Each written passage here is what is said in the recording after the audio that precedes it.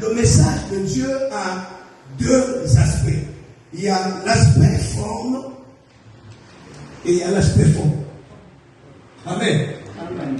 Chaque message, lorsque Dieu parle de quelque chose, ce message-là porte deux aspects. Il y a l'aspect fond que vous pouvez voir, il y a l'aspect qui est spirituel plutôt, il y a l'aspect fond. Mais maintenant, parmi ces deux aspects, il y a un aspect qui change, mais il y a un autre aspect qui ne change pas. L'aspect qui change, c'est l'aspect forme. Mais l'aspect fond demeure des siècles et des siècles jusqu'à ce que le Seigneur vienne. Alléluia. Amen. Je vais donner l'exemple. Dieu donne le message à Moïse. Il dit à Moïse, je suis dans Exode 27, il dit à Moïse, monte à la montagne, tiens-toi, pour recevoir les instructions de la loi de Dieu. Dieu dit à Moïse, écoutez bien, il dit à Moïse, il montre à Moïse le formule qu'il fallait pour construire la tente d'assignation.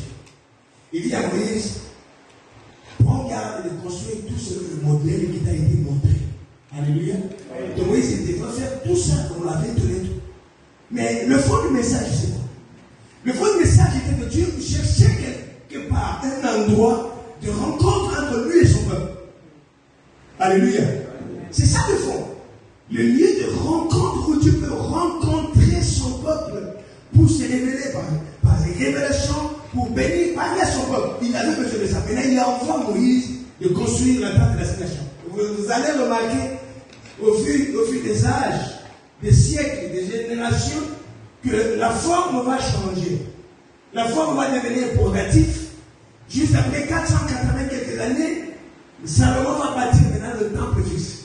Mais ça commençait déjà dans l'assignation tabernacle portatif. Est-ce que vous comprenez? Mais le fond était que Dieu a besoin de rencontrer son peuple. Le fond n'a pas changé. Le fond est resté jusqu'aujourd'hui. Ce n'est plus dans le temple. Nous sommes maintenant, nous, le temple du Seigneur. Nous marchons avec lui, nous dormons avec lui. Tiens, si les gens qui discutent sur ce sujet laissent les discussions par rapport aux termes, parce que la Bible a employé beaucoup de termes, parler sur ce sujet. Le fond du message de la Bible, c'est quoi maintenant? Le fond du message de la Bible, c'est donner ou offrir à Dieu. Amen. Alléluia. Amen. Je voudrais que nous puissions se comprendre. Le message de la Bible, c'est que nous, Dieu veut que son peuple puisse lui donner. C'est ça. C'est ça le fond. Mais ça n'a pas commencé avec le terme dit. Non. Ça a commencé avec le terme offrande. Est-ce que vous comprenez? Mais la Bible a employé plusieurs termes. Il y a le terme offrande, il y a le terme dîme, il y a le terme collecte, il y a le terme assistance, il y a le terme don. Tout ça, le fond est que Dieu veut que le peuple puisse le donner. Alléluia. Amen. Nous pouvons maintenant prendre la Bible.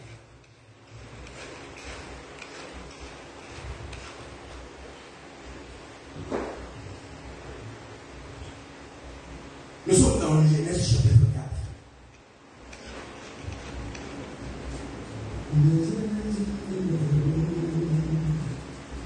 Genèse chapitre 4. Nous allons lire à partir du verset 1 jusqu'au verset 5.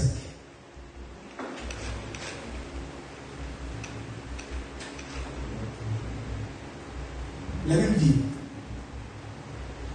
Adam connut Ève, sa femme, elle conçut et enfanta Caïn. Et elle dit, j'ai formé un homme avec l'aide de l'Éternel. Elle enfanta encore son frère Abel. Abel fut berger et Caïn fut laboureur. Verset 3. Au bout de quelques temps, Caïn fit à l'Éternel une offrande. Alléluia. Caïn fit à l'Éternel une offrande des fruits de la terre. Et Abel, de son côté, en fit une offrande des prémices, premier-né de son troupeau et de leur graisse.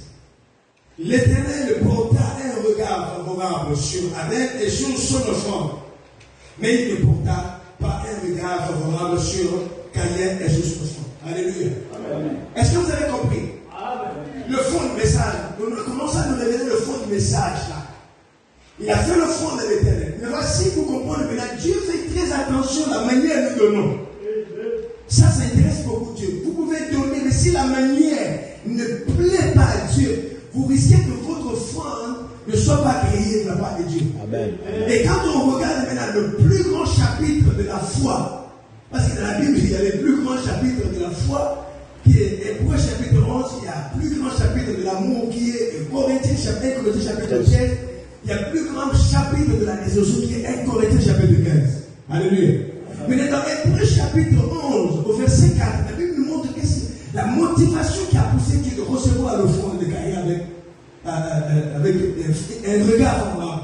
La Bible dit quoi? Abel c'est par la foi que Abel a fait l'offrande à l'Éternel. Alléluia. Amen. C'est par la foi. Donc, la Bible continue encore à dire que sans la foi, personne ne peut être agréable à Dieu. Donc là, on a compris Caïn n'a pas fait ça. C'est une offrande avec foi. Alléluia. Amen. Est-ce que nous comprenons très bien? C'est quoi l'offrande? Bibliquement par là, c'est un don fait à Dieu. On revient au terme que j'avais dit tout à l'heure, que c'est employé beaucoup de termes dans la Bible. C'est un don qu'on fait à l'Éternel. Dieu porte le regard favorable à Abel et à son offrande parce qu'il a fait son offrande avec foi. Alléluia. Amen. Ça, c'est pour la première fois on nous a parlé dans la Bible de donner, parce que c'est la première famille de l'humanité. Et la première famille de l'humanité avait la notion de donner à Dieu. Genèse chapitre